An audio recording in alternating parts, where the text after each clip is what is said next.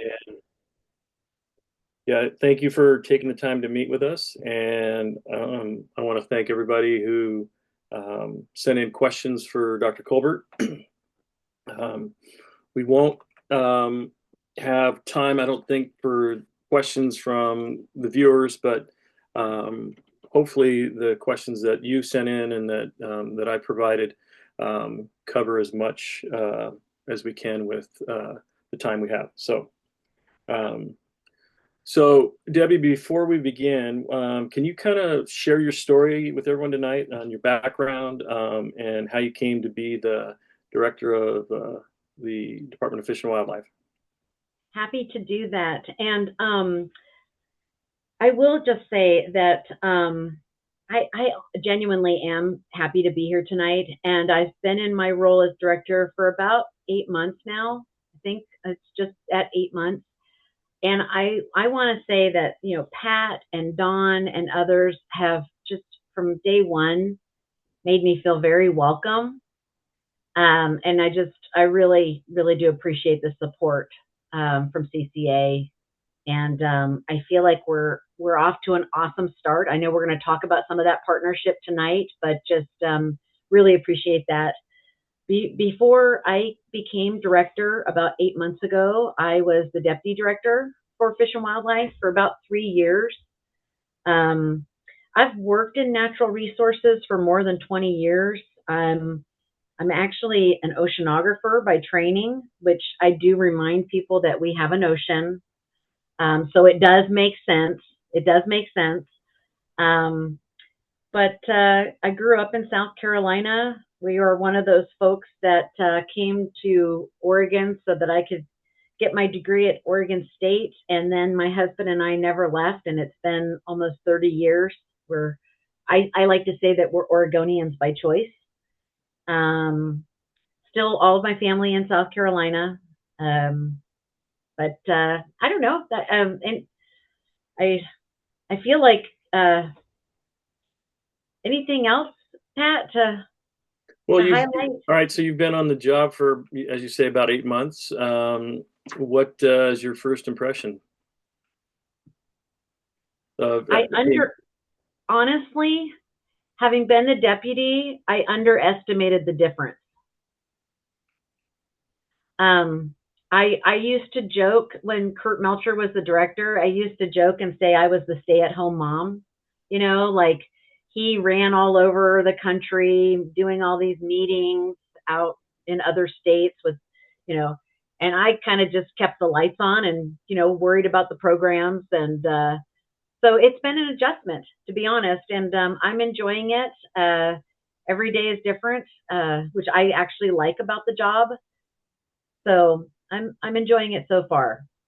I feel like Great. we're in a good place to get some great things done in the next year or so. And I know we'll talk about that together. Yeah. So when I first met you, we chatted about a lot of things, and a lot of that information is on CCA's website. That interview. But one thing that you talked about was you said you're going to have this at the sportsman show, right? This Mhm. big presence, and you're going to have this hatchery truck wrapped, and obviously that's happening. Um, so it seems to me like this is the first time in a long time that the department is having a large presence at the sportsman show. So explain what you're doing to everybody and what prompted that. Yeah, I'm happy to do that. Um, I will say, I know we're going to talk about fee adjustments. So I hope that you're going to be wowed by the sportsman show and our presence there. But I also want you to know that we've been smart with our money. So um, I really did want to lean in this year, and I think it should be the way we approach it in the future. When I first became director and I was meeting with Pat and others, I I really had a better appreciation for how important our sportsman show out of Portland is. I don't know if y'all know this, but it is the biggest sportsman show west of the Mississippi. People fly in for this.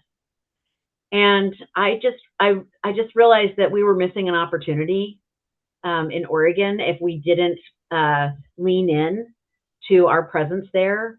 So you'll have to let me know how we did. You get to reserve the right.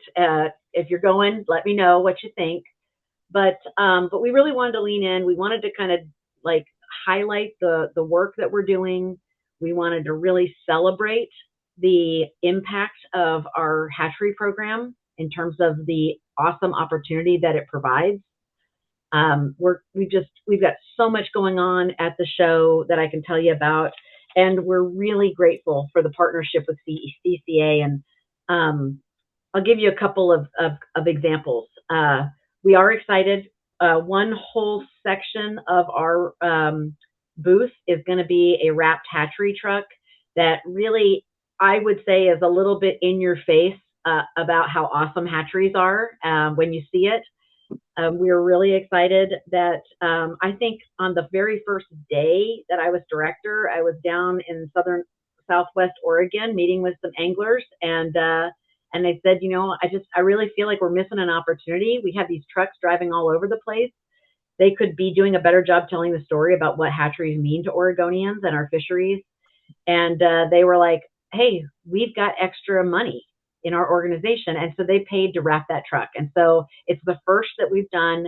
We will be looking for more partnerships on that. To go along with that wrapped truck that will be there at the show, we are extremely grateful to CCA and to Dawn. We're going to be running a really cool video. So hopefully you'll get a chance to see it, if not at the show. Otherwise, if we can make it available, Dawn and Pat. But I'm just telling you, when you watch this video, it makes you want to go fishing. And I think it does a great job of telling the story of hatcheries in Oregon and the value they have for anglers and our economy and just fishing opportunities. So I can't wait for all of you to see that. But those are just some of the examples of what we're doing at the show. Okay. Well, that's a nice segue into the questions from our members. So a lot of these questions, Debbie, came from our members. We asked them to send them in, and we got a pretty good response. So one of the questions is, what are your thoughts regarding the importance of hatcheries providing abundance and in relation to the recovery of wild fish? Yeah. I forgot to mention one thing, Pat. I'm sorry. If I could just mention also, we've got this cool passport that we're going to be doing at the show. So when you get there, you can get this ODFW passport and you can go around to different locations and get them stamped, including CCA's booth. And if you go there, they've donated these amazing lures that are CCA logoed. If you complete your whole passport, you can come back and turn it in and you'll get a prize, but you'll also get an additional raffle entry to our giveaways. We are going to give away an opportunity for someone to go out on a big bighorn sheep capture. And we're also going to be giving away an opportunity to go out with our research crews to our marine reserves to do research fishing. So that's the only way you can get an extra entry into that is if you turn in your completed passport. There's also, I know that CCA is going to be doing some really other cool things for folks that get their stamp. They'll have a chance to kind of put in for some pretty awesome prizes as well. So lots of examples of just great partnership, I think, there, and some of the things that we're trying to bring that are new and more exciting to our presence at the show. So sorry. No, that's perfect. Yeah. Distracted, Pat. That's all right. No, it's great. Thank you. So again, back to the question, your thoughts regarding the importance of hatcheries providing abundance and in relation to the recovery of wild fish. Well, I think that if you all have been tracking my candidacy as director and the work that I've done since, I would say that you should know by now that I really am trying to change the stance on hatcheries. I'm not, I feel like for some time now there's been this kind of hesitancy with the department around hatcheries, and that's not where I am at all. I mean, I am very clear that hatcheries are absolutely important, not only for conservation, but also for us to provide opportunity. And I mean, I think when you see our truck wrap and you see some of the other things that we're doing that we'll talk about tonight, I think that's going to be pretty evident. I think, there's lots of work. People don't have a good sense of the work that our hatcheries do. When they think about conservation, we've got hatchery production happening in Northeast Oregon that is really vital to us having fisheries because of the impacts of dams, of course, right? Like we all know about hatcheries to mitigate for dams, but what people don't know is that we have a lot of places where we are rebuilding fish runs using our hatchery fish. And that's happening in a number of places around. So it's like, and then, we're also trying to kind of get out with some of the stats around the state about kind of how many fish are caught that are actually hatchery produced and how much it means to our economy. And I know that's something that you all have been trying to really get at as well. I think that maybe in this group, it's obvious when I say some of the things around hatcheries, but I don't think you should underestimate that. Like, I am not kidding you. Just this week, we were sitting in a meeting with a state legislator who literally said, why are we still doing hatcheries?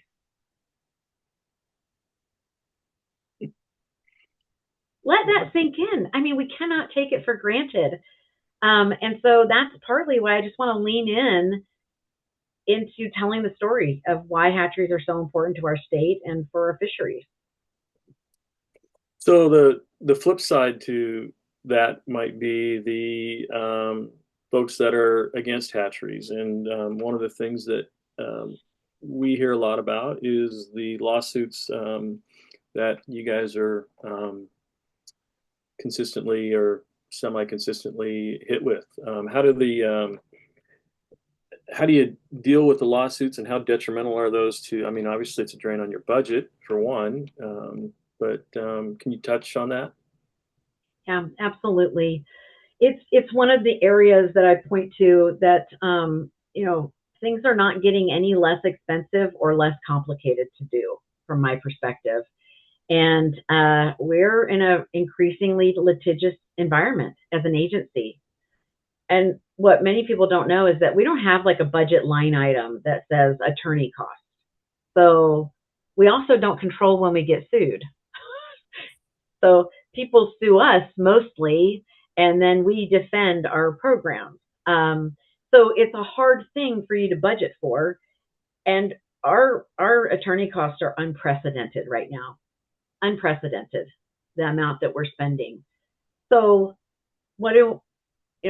as the kind of someone who's trying to run a good agency, we're really trying to make sure that we are dotting all of our I's, crossing all our T's on how we run our programs so that we can make them as, not susceptible to lawsuits, right? So run our programs well.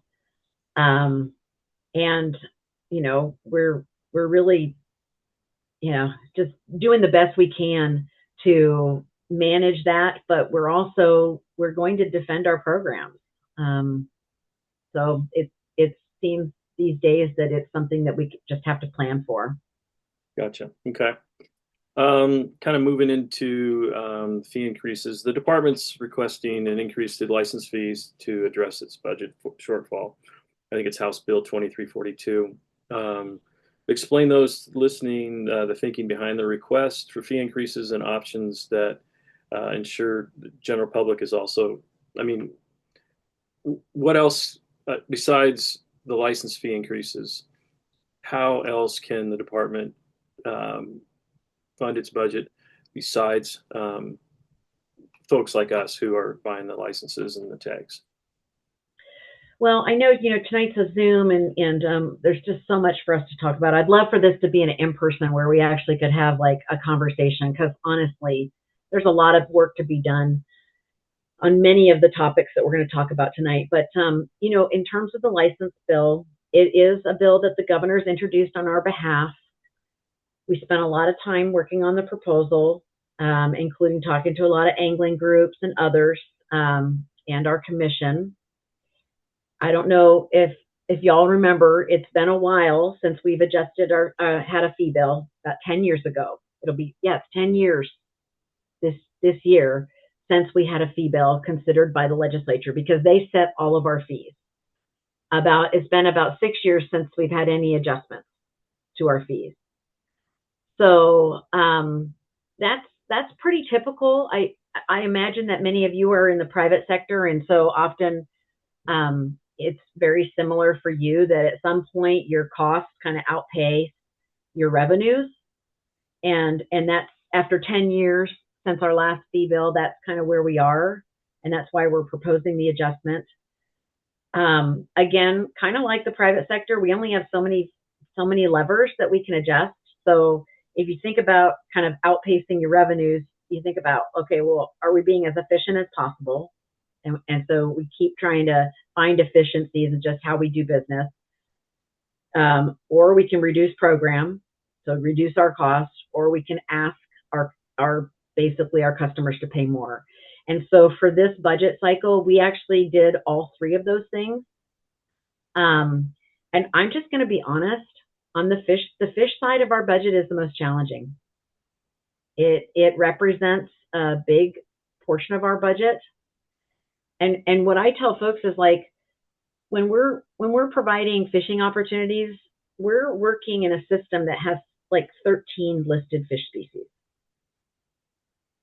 If you think about what we do on the wildlife side for hunting, there's no equivalent. We are not hunting listed fish species, except for sage grouse, and we specifically allow hunting because we get great data and it's linked to our federal excise taxes to support this. But so the complexity of what we're managing on the fish side is orders of magnitude bigger than what we do on the hunting side. And so I just want to be clear that this isn't because our fish division isn't good at running their budget. It's just really hard. And hatcheries are like a third of our budget. So when you're looking at, in our hatchery system in recent years, we've seen something like a 20% inflation on fish food. There's more competition for fish food internationally than we've ever seen, because it's being used in a lot more products besides, hatcheries now. And so we're competing for that product, and it's had some pretty significant inflation. Same thing like for all of our power bills. We've all seen increased power costs. For many of our hatcheries, we're on pumps, and we expend a lot of energy, and so we've seen some pretty high cost increases there too. So that's kind of the why we're asking to adjust them. In terms of the details, we're looking for like an angling license. You can expect, the bill proposes something like a 14% increase in the first 2 years. And then I think it's like a 6% increase the next 2 years, 6% the next 2 years. So for like a resident angling license, we're talking, I think, like $6 increase in the next 2 years. So that would become effective in 2026.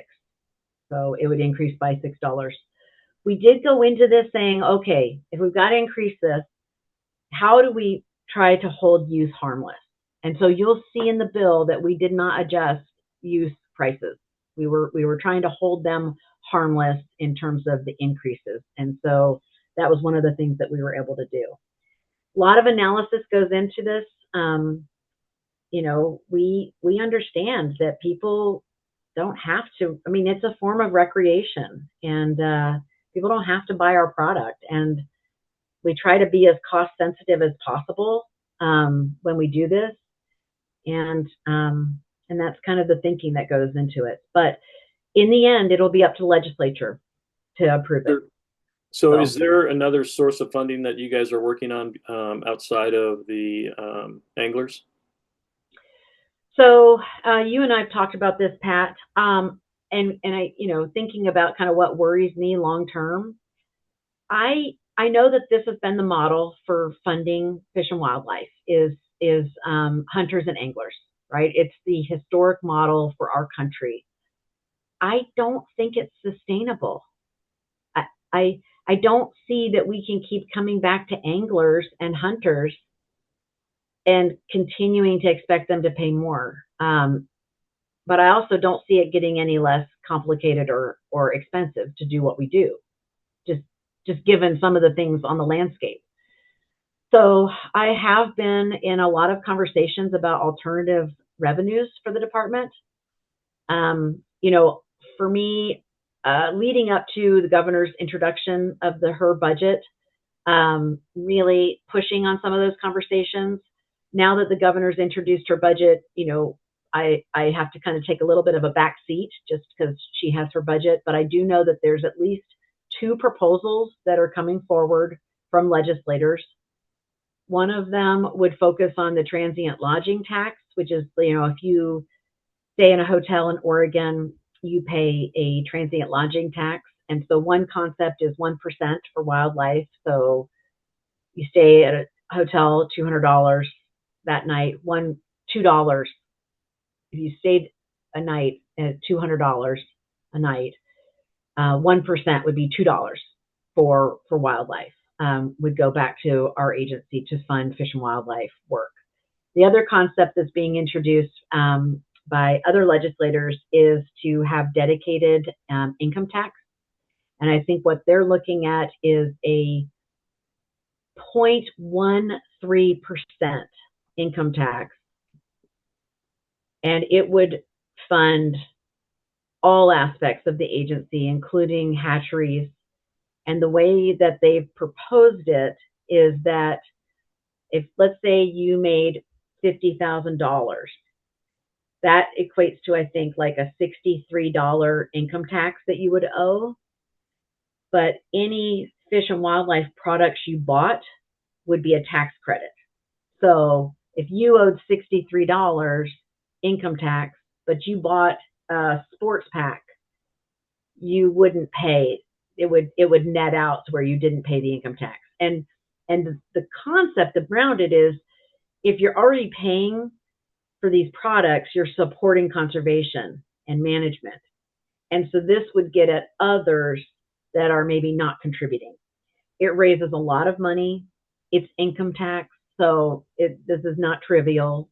Neither of these bills would be easy. From my perspective, Pat, I think it's good that people are putting forward ideas, because I think we need to talk about how we pay for conservation in the state of Oregon.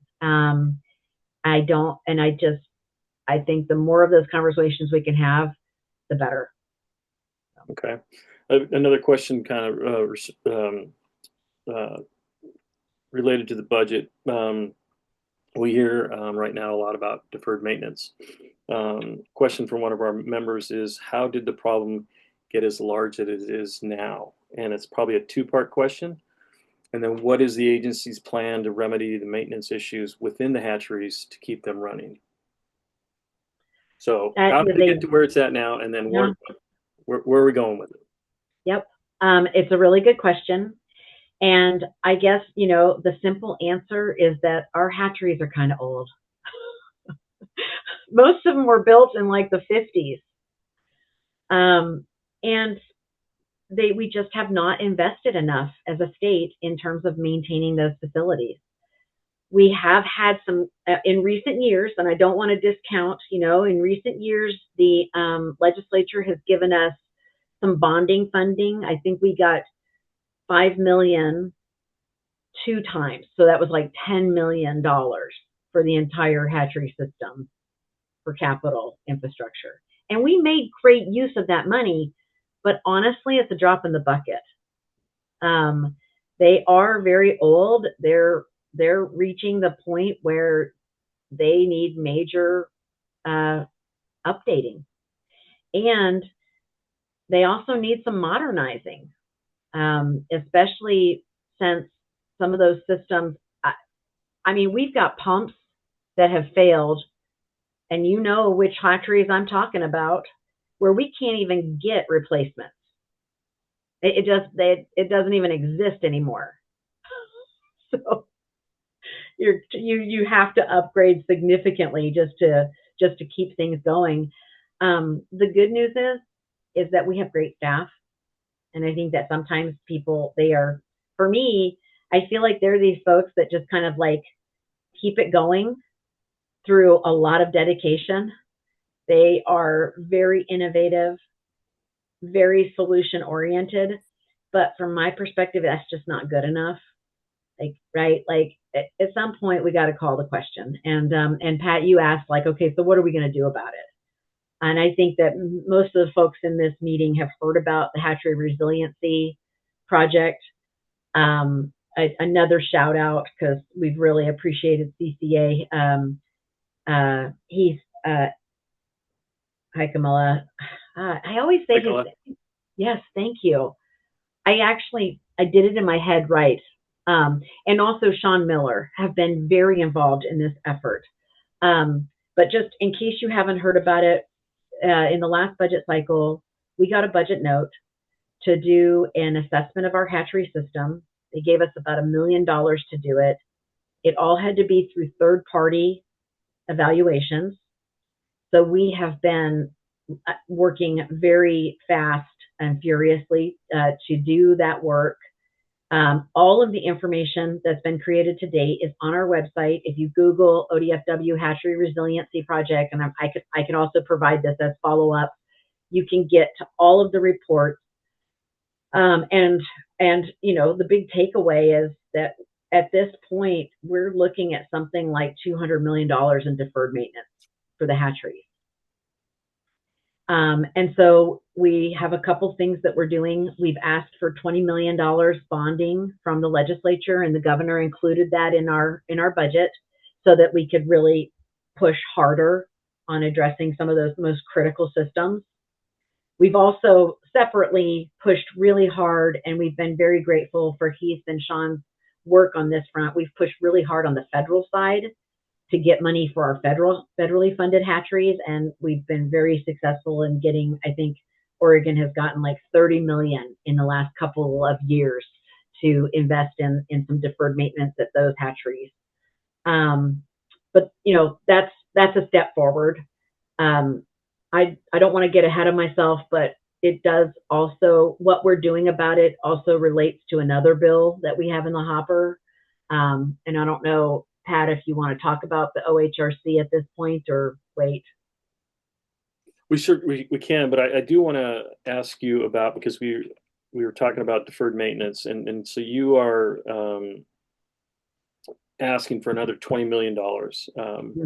And assuming that happens, how do you prioritize that 20 million, and how much is needed moving forward?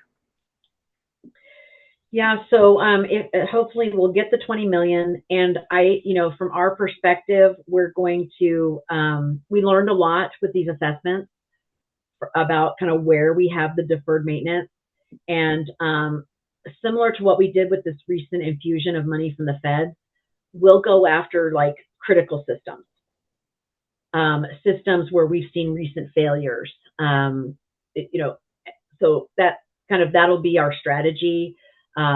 Where can we touch one thing, you know, but also have co-benefits in other systems? So those will be some of the criteria that we'll use in terms of prioritizing the investment. Okay. And we won't do it in a vacuum. We're happy to share with folks, like, you know, our game plan. Okay. And have conversations. You touched on federal hatcheries a little bit, but another question that one of our members brought up was the currently the Army Corps of Engineers is responsible for funding spring Chinook and most of the hatchery productions in the Willamette Basin. But so what can be done to maintain from your side a robust hatchery production in the Willamette, in particular for spring Chinook? Feel like it's like, don't get me started. This is an area of frustration for me. I think that this is something where we cannot address this issue alone. We need help. And honestly, Heath and Sean have been great on this front, but like, I think we all need to be engaging with the Corps and reminding them of their responsibilities for mitigating and providing funding for our hatchery program. I feel like in the 8 months that I've been a director of all the federal agencies, I think it's fair to say that the colonel is the person I've met with the most. And we have had some success. Our delegation really came through with some funding to try to help with some of those runs and production, but we're not out of the woods. I mean,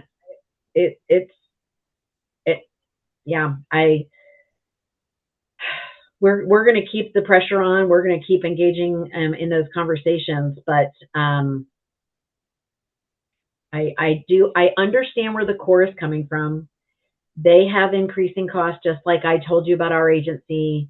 They're struggling to fund everything and all the expectations on them. So I really do understand where they're coming from. But from our perspective, this is their obligation to the state of Oregon. And we got to keep this front and center. I think all of us keep pushing. I don't know if I touched. Yeah, no, I mean, I think, we've been pretty vigilant on that. We've met with the Corps, I think, well, a lot, and Heath and Sean have been very active in that and kind of helped move the needle in the last couple of years on that. So, but yeah, you're right. Talk about House Bill 2343, the endorsement fee. It was first enacted in 2013 to fund the Columbia River gillnet reforms and removal of gillnets from the main stem. And obviously, we've fallen short of that promise for a number of reasons. But as the legislature considers extending the endorsement again, how do you explain where we are today, and are we going and what we're doing on the Columbia River reforms?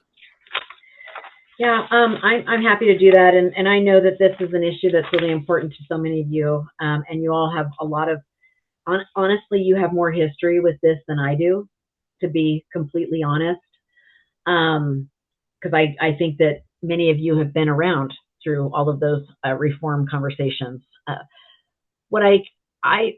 That is a bill that we asked the governor to introduce for us. The Columbia River endorsement is set to sunset next year. So it's one of those things, again, the legislature sets our fees.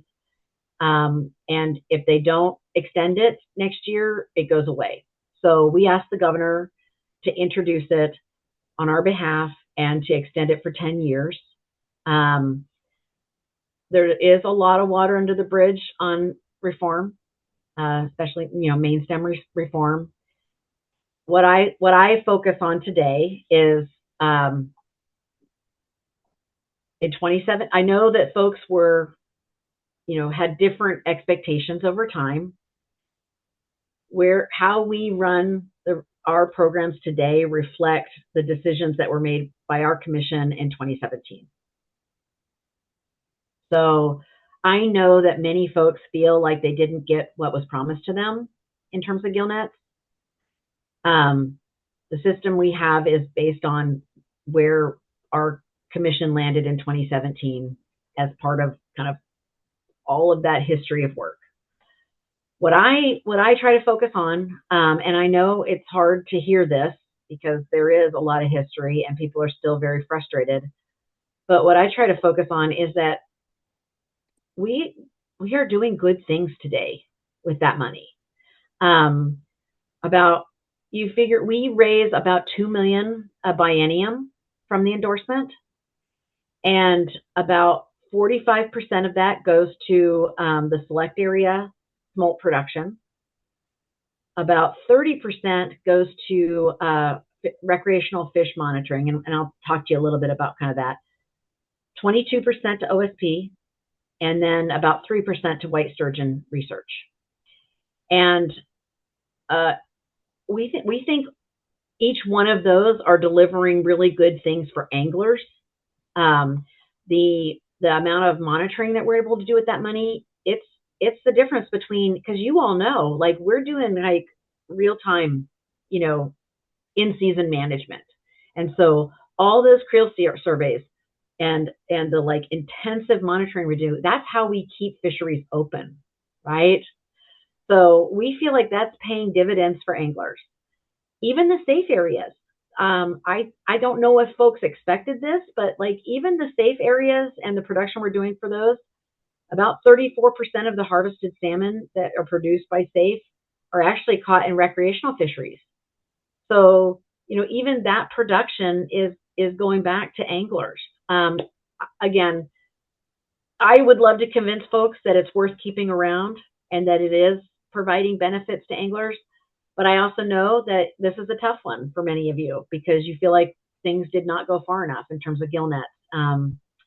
But that's kind of the story I tell, and my hope is that folks will support keeping it around because we do think we're doing some good stuff and that are really important for opportunity.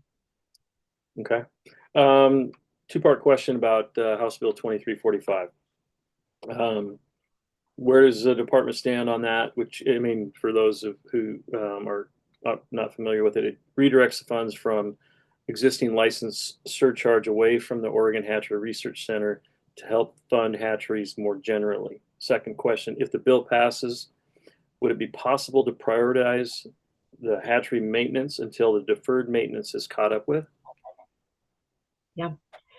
Okay, so again, just as a reminder, whenever you buy an angling license, you're paying a surcharge that for 10 years now has gone into hatchery research. We asked the governor to introduce, that's another one that is going to sunset, that surcharge. If it doesn't get extended this session, it goes away. And so we've asked the governor to introduce a bill to extend the sunset on that surcharge. The surcharge is about 50 cents to $1.50, depending on which license you buy. And for the commercial side, it's about 4 cents per pound landed. All of that goes in. It raises about $1 million a biennium. Again, that has been used under statute for hatchery research.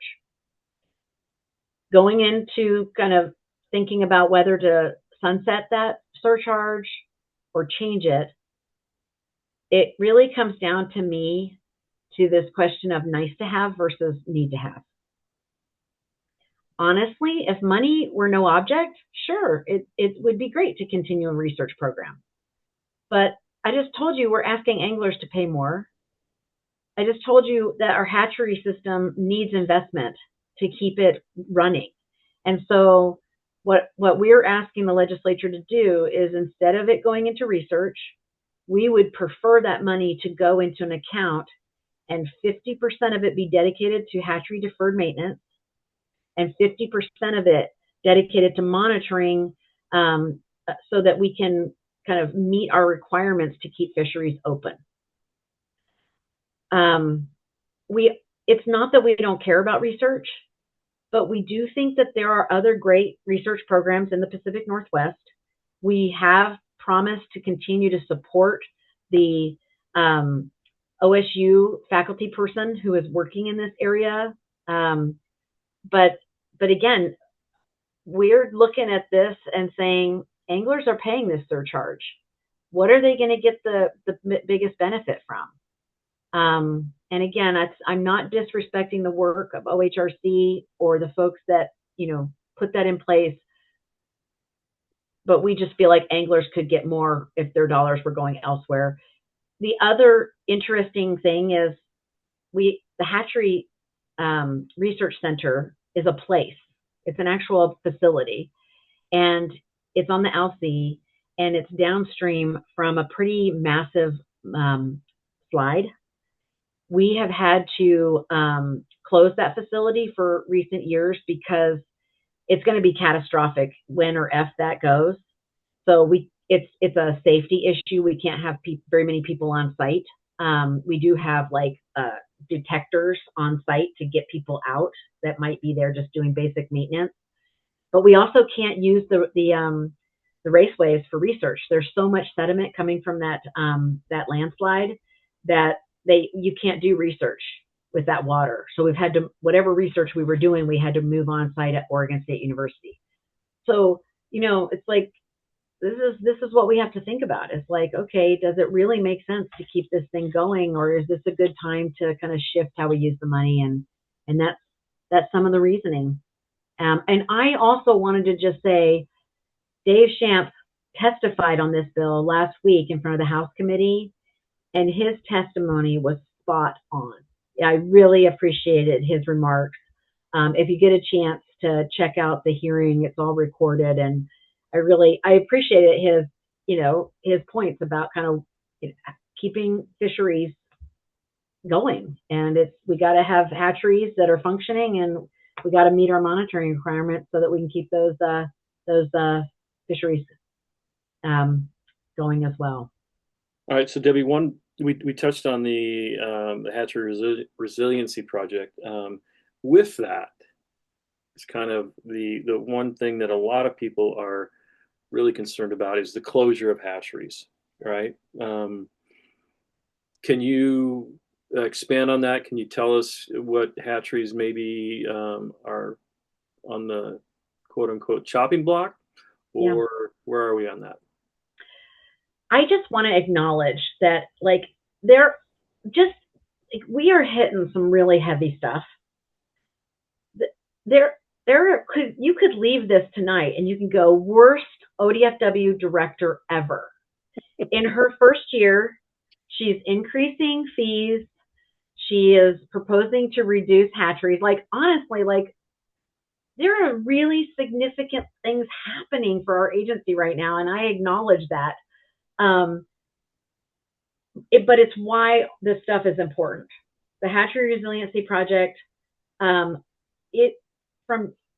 we worked hard to make sure that the language and the money could be used in a way that is helpful to our hatcheries. From my perspective, that entire project and effort is about sustaining opportunity. The problem is some of our facilities are better situated than others. And so if you look, and that's part of the work that's been done. I think it's really cool if y'all get a chance to dive into it. But if you look at kind of what we can expect for stream flows in some areas and stream temperatures, they are not going to be in the best shape to make fish for some places without significant investment. And again, if money were no objects, there are technology. There's technological solutions, right? Like if money were no object. But that's not the case for our hatcheries. And so we have to really get serious to say, how do we sustain production and opportunity in the way that makes the most sense for the future, knowing what we know about changing flows, temperature, fire risk, you name it. And so that's part of what's been going into the thinking, and along with our fee adjustment and just recognizing that we can't afford to do everything. So that's part of why we're proposing some reductions in our hatcheries. For the budget, we had to specify what those would look like, because, we're doing the hatchery resiliency work, which is a way to be strategic about where you make changes, but then you have to build these agency budgets way in advance, right? So we do think there's an opportunity to be smart about where those reductions are going to happen. Right now, we have been talking about Rock Creek and Salmon River as the places that we would be not investing in. So that's hard thing. Those are hard things for us to talk about because none of us want that. So were you down on were you at the fundraiser for the down on last weekend? Yes, I was. How did that go for you with what you just reported on Rock Creek Hatchery? We have a lot of great people in that area. That honestly, like we're so lucky. Like, I mean, even just all of you on this call, like people like care so much about Rock Creek, and um, but it is a struggle. Like, if it, it's one of those things that like Rock Creek burned. Many of you know that in a few years ago, and so it's a different analysis for us. Even with the insurance money, it's not enough to replace what we have. Okay, so you got the insurance money, right? Yep, And then so it's 17 million, right? yep. So what do you, I mean, what do you, okay, so let's say, what would it cost to rebuild Rock Creek? And then the next part of my question is, if you're not going to rebuild Rock Creek, what are you going to do with the 17 million? Yep. Okay, I wish I had remembered. We did several different analyses. Like, do you rebuild Rock Creek exactly what it was? Do you read like a subset, this, that? Like, so we have different scenarios. And I apologize that I can't remember those totals off the top of my head. I'm happy to get it back to you, Pat, and then you can share it with folks. But it's more than 17 million, I can tell you that. So we've been trying to think about, okay, well, what kind of production was happening at Rock Creek, and are there different ways to sustain the production through a combination of facilities, um, so that you can reduce what physical footprint you need at Rock Creek and bring it all in within that 17 million.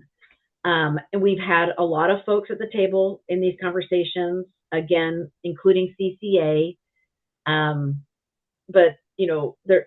So I don't know where we're going to land. I do think we've got some good options. We're going to be down in Douglas County end of February, early March at a community meeting, and we're going to talk to them about all these different scenarios and how much they cost and what we're learning from the resiliency study and what the footprint could look like, especially if we want to kind of use that money to build capacity in some places, that might be better at making fish, frankly. And then what footprint we want to retain at Rock Creek that we can't do elsewhere. I'm not trying to be evasive, Pat, like with that answer. It's just that this is really something that these are active conversations right now that we're having. Sure. So, yeah. But again, our goal is to sustain opportunity. I mean that truly is it. And I think the hard part is, like, will it be the exact same infrastructure in the future? That's where you might see some changes about how we achieve that goal. And people, we all love our facilities. Or, there's a lot of history there. And I know we're getting close to the 1 hour mark, so I'm going to jump around. Wow. So we have not covered. We got a lot more questions, Pat. I know you're long-winded in your answers. I'm sorry. That's all right. It's good.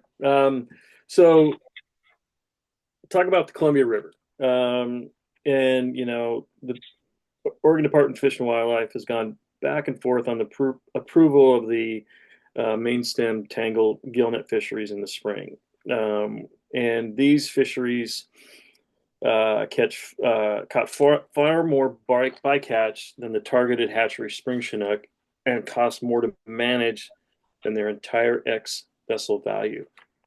What factors will you be considering if the Washington Department of Fish and Wildlife once again pushes for this fishery? Okay, boy, this again. So,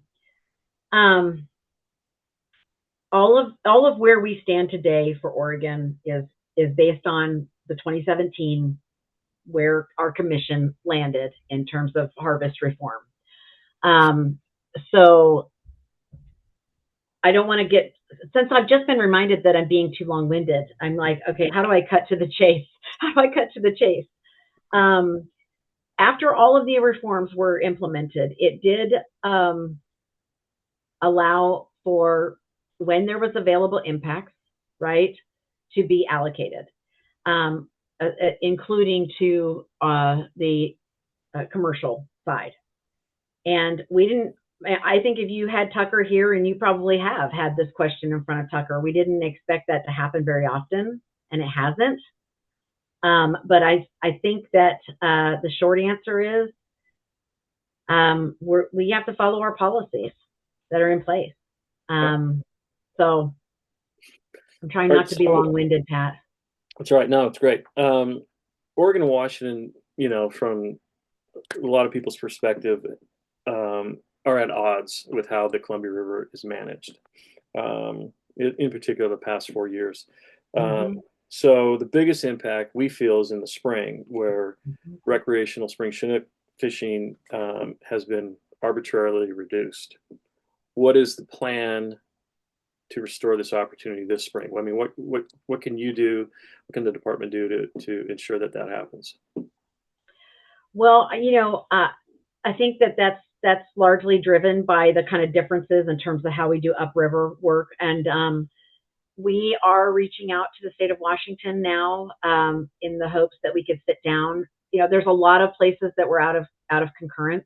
This is just one of them, and so we are reaching out to just say, hey, there's some places where we can move forward with some things, including this 5% issue that you're referring to, Pat. I feel like that is a place where there's some good possibility. Some of the other places where we're out of concurrence are going to be bigger lifts. But I feel like there's got to be some possibilities here on this particular front.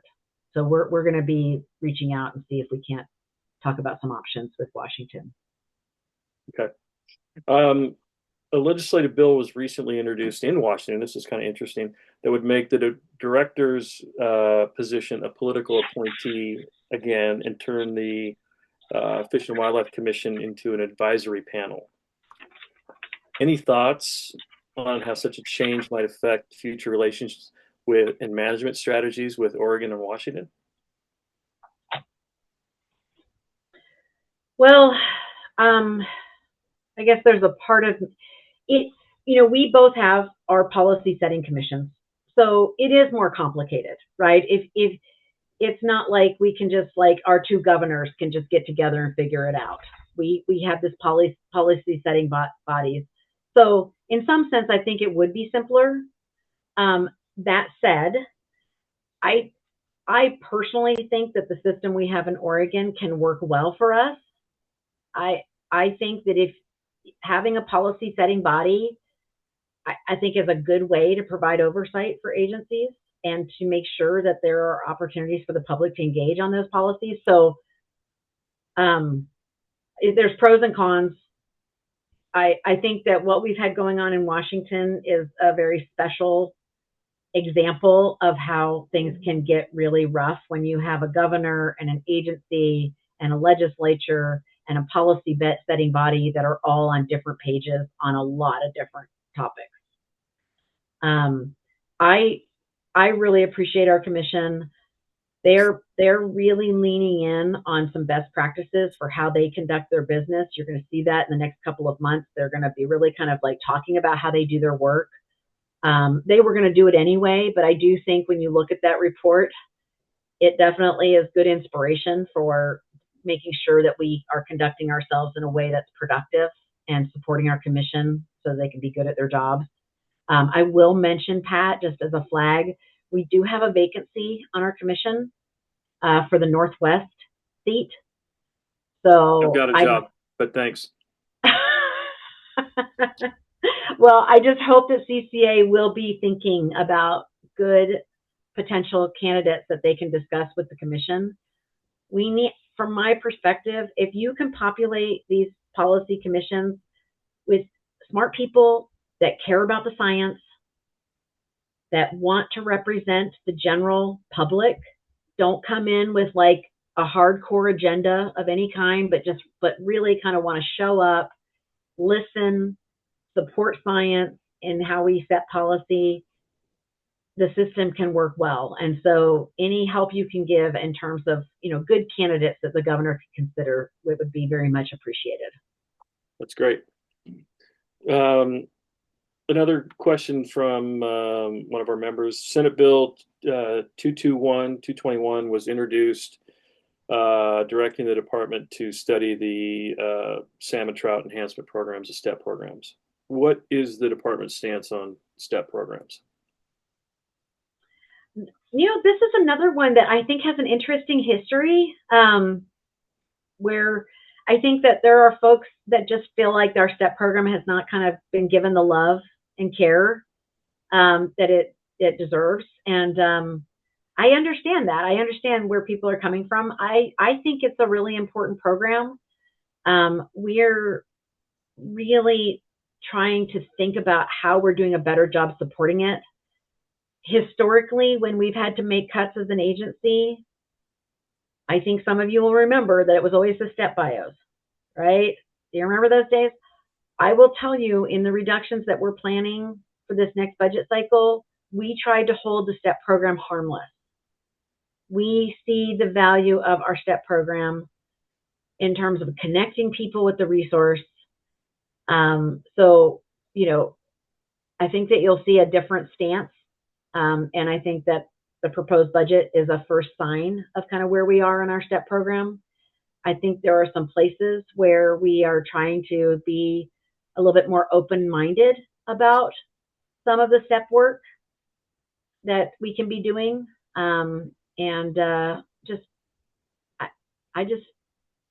It's tremendously valuable. I mean, we're talking like 3,000 volunteers. So I think talk is cheap, but I think that we're seeing the value of it and leaning into the STEP program as well. But it's going to take some time for folks to see what that looks like for our agency. If someone were to look, and I have, by the way, gone to all the individual hatchery websites and counted the published objectives for how many hatchery fish that each hatchery can produce, we're not even close to that, right? I mean, we have empty raceways. We have, I think the number is 35 million salmon and steelhead, and then I think the state has 50 million hatchery fish, and that the other 15 is trout. But okay, so if you're looking at the published objectives for salmon and steelhead, they're not being met. Why is that? I mean, because it's like, so we have, X number of fish that are supposed to come out of the North Fork Nehalem hatchery, X, Y, et cetera. And then we're not seeing it. So, I mean, touch on that. Yeah, I think that that's another good question. I will say that some of that, it relates back to the aging infrastructure. I mean, we have hatcheries right now that aren't running at all because of lack of water supply. So a big portion of that is just some of these kind of aging infrastructure issues that we have. And there's a lot of detail if you go into some of the products that are coming out of that hatchery resiliency that will help you show where we have those. The other thing is that we also have water quality issues in some of our places. And so we haven't been able to meet our targets because of water quality, disease issues. We've had a couple of hatcheries. Rock Creek obviously is the biggest example of that, but Klamath as well, that were significantly impacted by some of the recent wildfires.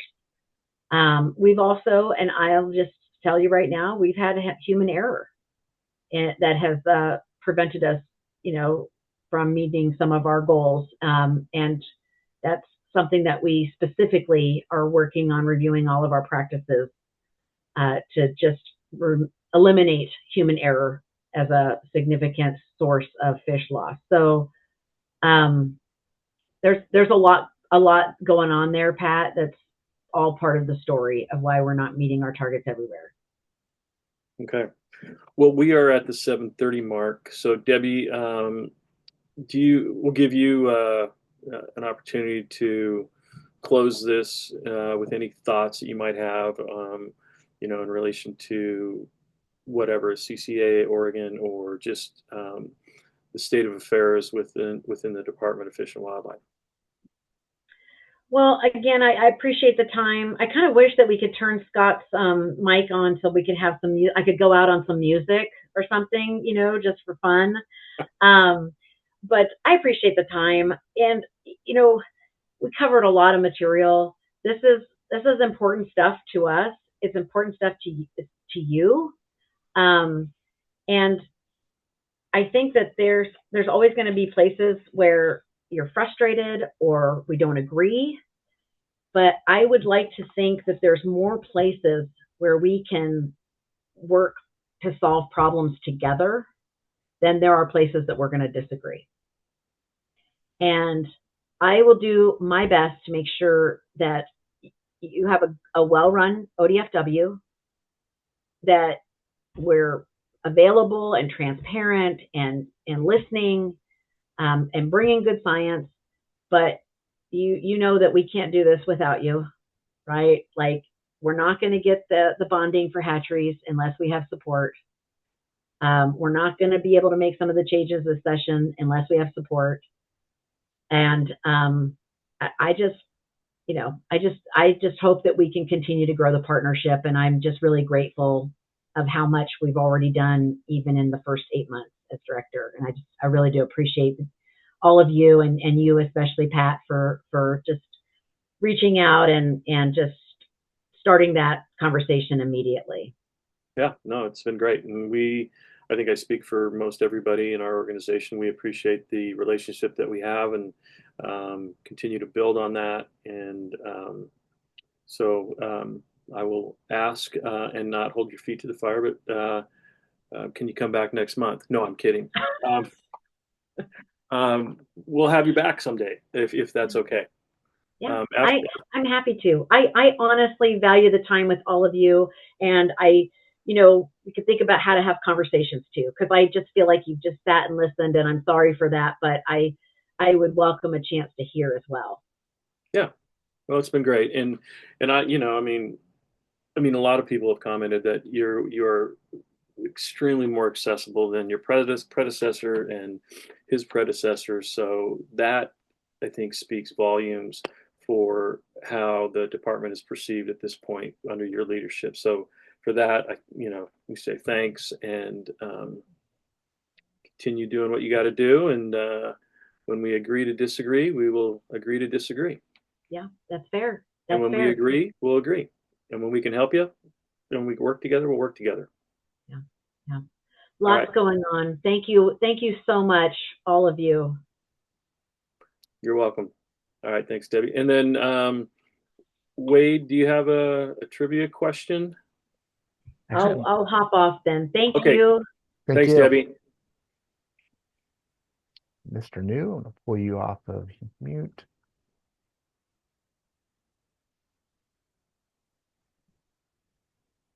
Okay. Is that it? Yep. Okay. So Wade is going to explain to you when I get through with the what the prize is and what the question is. He will explain to you how to go into chat. The answer to this question is it's just 2 digits. It's a number. And here, this is the prize. This is pretty cool. Coast on? Yep. Yep. See, that worked great. Here we go. So before he asks the question, so each of you should see at the bottom of your screen a chat window. If you would, just open up that chat once Dawn asks the question, fire your answer into that queue, and I'll start reading off the answers until Dawn hears the winning answer. Okay. Anyway, this is a coast. It's not charged up, but it's a voice activated.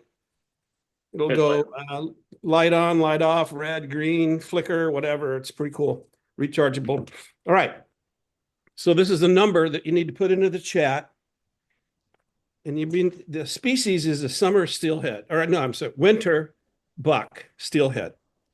Dimensions, 30 inches with a 20-inch girth. What's the weight?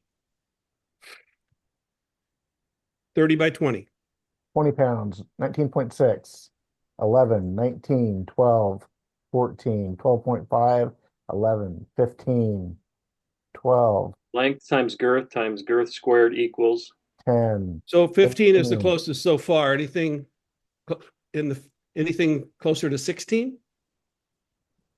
Jim Muck, 16.3. Oh, yeah, 16.3 with Jim Muck. Ooh, he nailed it. Okay. I mean, that was even with the decimal. Yeah. So who got that? Muck? Jim Muck. All right. So he needs to give you the address so I can send him the, by the way, it's not only voice activated, it's like 45 million lumens. Yep. 45 million? 45 million. You can weld with it. Yeah. No, I don't know what it is. It's really bright. It's just cool. If you get up early in the morning and go fishing, it's very nice to have because it will broadcast that light out pretty well. But congratulations, Mr. Muck, and it'll go out probably Friday. Okay.